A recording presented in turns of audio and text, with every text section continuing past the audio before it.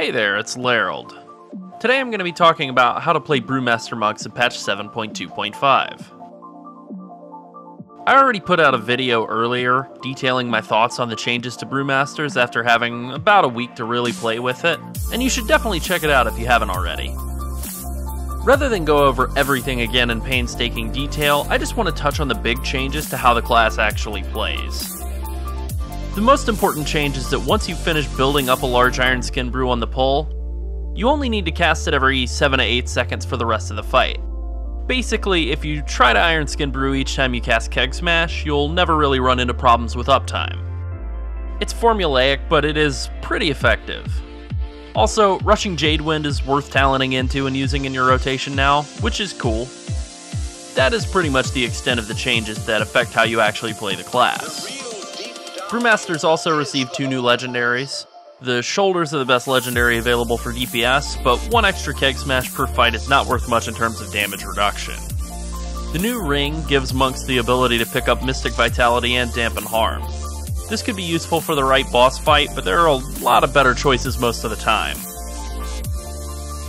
Moving on to talents, this is the standard Brewmaster setup. There are some talents you can swap around as needed.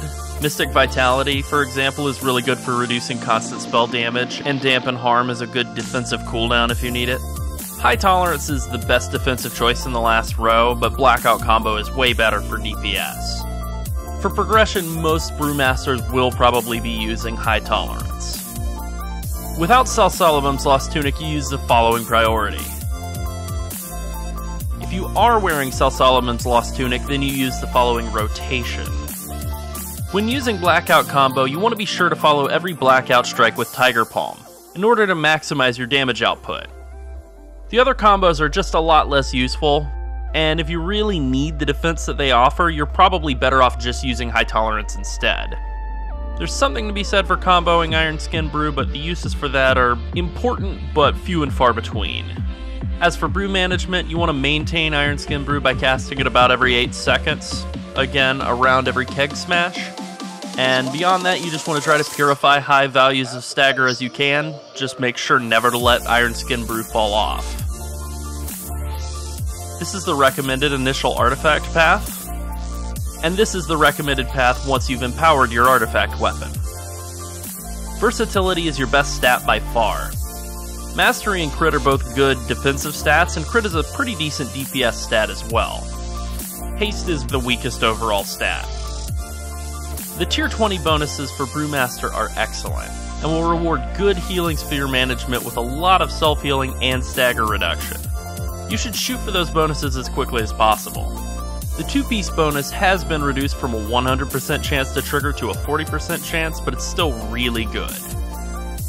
Brewmasters have several good legendary choices available, so let's go over the best ones. Sal'salabim's Lost Tunic adds damage, and makes the Brewmaster rotation a lot simpler to play. It also adds a lot of dodge chances through Mastery, and is still one of the best legendaries available. Jewel of the Lost Abbey spreads stagger damage out over another 3 seconds. This is a huge damage reduction effect, and it's really good for progression rating and hard-hitting content.